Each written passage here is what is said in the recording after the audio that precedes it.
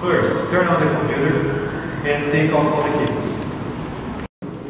Now remove the cover of the computer.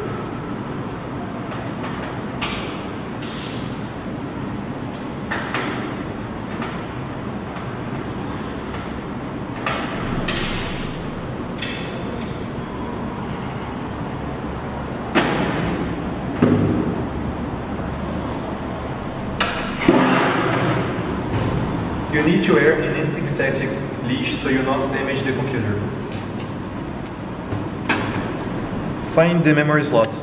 Usually they are near the processor, right here. Unlock the side locks of the memory. Take the memory carefully by the sides. This part of the memory needs to be associated directly to this part of the slot, so it will fit correctly. Connect the memory to the slot, pressing it carefully. Close the locks, pressing the memory. Verify if it locked right. Now reconnect all the cables you took off. Take off the leash.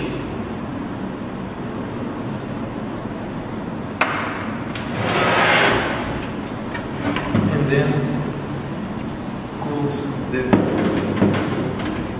cover.